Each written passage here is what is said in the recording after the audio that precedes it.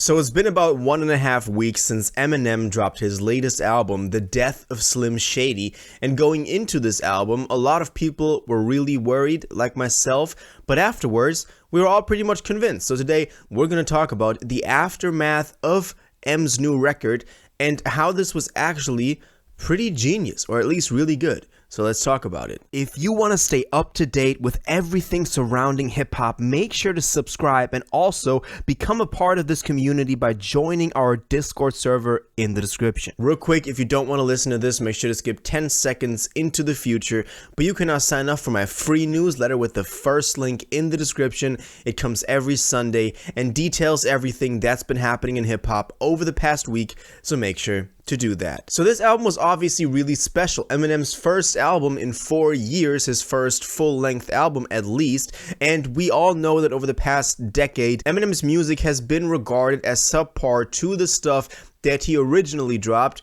early 2000s. Like the original 3-album run was pretty legendary and nothing really came close to that. And while he's been always very successful just because he's a legend, and this doesn't discontinue with this new record, when you look at the first week sales of about 300,000 with a really considerable amount of actual album sales, so not through streaming, it just shows that his fan base is really big and that he can still pull off something like this in 2024 at 51 or something years old. And as I said, a lot of people were really worried about this album, me myself included. I got a lot of hate for saying that I was worried about it after hearing Houdini, and so it was really hard to reach the expectations, to reach the level that I think he needed to reach for people to shut up about it like myself, and I really think he did that. Now, just the obvious fact is that everybody is talking about it, obviously, because we have a bunch of those hate bait stuff on there, because he's going out against every minority that he can think of, name dropping Bruce Jenner 1,000 times on there. Also, the OG Christopher Reeve song from 2004 Encore is made it onto here now.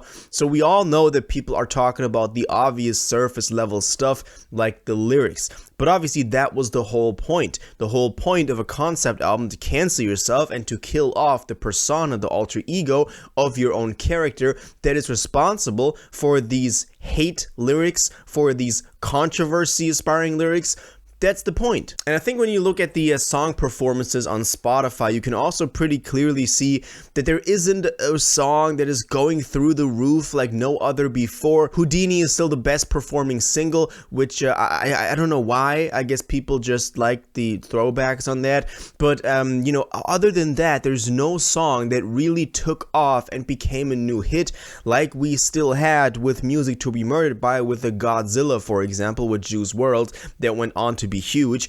Let's see what develops. Sometimes with Eminem, it takes a couple of weeks or months for one song to then really start popping off. But, you know, just the fact that this is a concept album and the music is the music that it is on here, I don't see which song that would be, but we have to wait. But I'm just saying, everybody's talking about it in terms of the content and in terms of what's actually going on in the record, not because there's just one big song. Also, what is really nice to see is that when you take a look at the listens on Spotify for each individual track, so the number of plays it got, you can see that it was pretty fairly distributed over the entire album. So there isn't a song that gets, 10 times the plays of all the others. You can see that most people probably stuck through top to bottom, which is amazing to see, because, and that would be my next point, dropping a concept album like this in 2024 is a bold move when there's really no real concept albums in hip-hop, at least from the big artists. There are incredible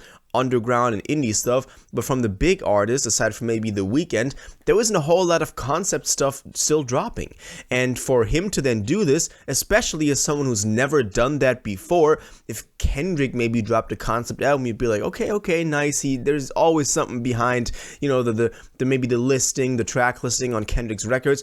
But for Eminem, it's never been that way. He never dropped the real concept album, and for him to do this now was really important, and it worked. Now, the reason it was important is because we needed him to switch something up. We needed Eminem to do something differently from what he's been doing over the past 10 years that people have been so dissatisfied with. Because he's just been putting music together on an album, and people don't like the music on there because it's new Eminem, and people don't like that, even though there's some gems in there.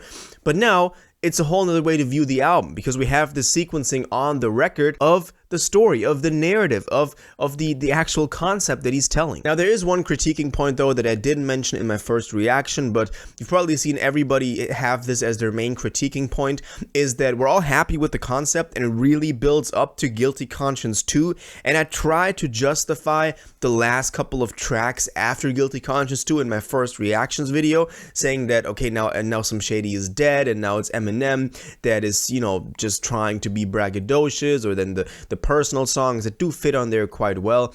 But after Guilty Conscience 2, the concept just kind of falls off.